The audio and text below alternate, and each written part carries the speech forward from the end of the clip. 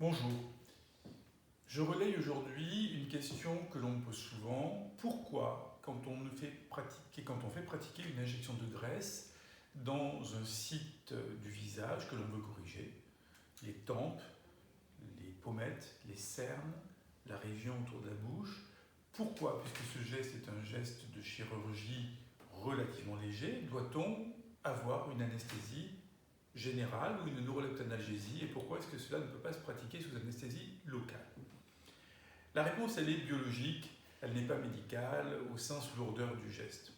C'est tout simplement parce que la xylocaïne, l'anesthésie locale, présente une certaine toxicité pour les cellules vivantes graisseuses. Et que quand on va pratiquer ce geste sous anesthésie locale, on va à la fois faire l'anesthésie locale du site de prélèvement, généralement sur les cuisses ou les genoux de la patiente, et on va infiltrer avec l'anesthésie locale la zone où on va aller chercher la graisse. Et puis on va aussi faire de l'anesthésie locale sur la zone où on va injecter dans le visage, que ce soit les tempes, le front, la pommette, les cernes, peu importe.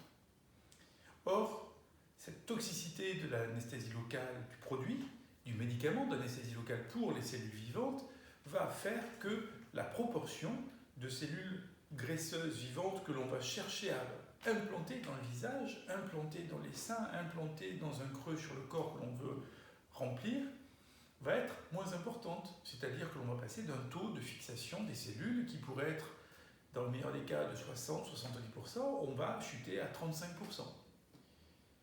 Bien sûr, il ne faut pas être un ayatollah de l'anesthésie générale, et chez des patients présentant des conditions difficiles, des contre-indications médicales à l'anesthésie générale, à ce moment-là, on pourra faire des injections de graisse sous anesthésie locale. Mais il faudra bien dire aux patients que comme le taux de fixation des cellules graisseuses vivantes sera moins important, il y aura vraisemblablement une deuxième séance, et donc un surcoût pour le patient, une période intermédiaire où le patient trouvera que le résultat est pas mal, mais pas aussi bien que ce qu'il le souhaitait.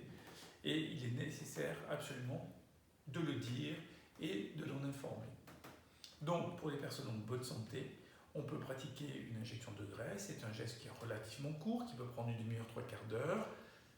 En chirurgie ambulatoire, on arrive, l'anesthésiste endort la personne d'une façon ou d'une autre, mais relativement légère, complètement.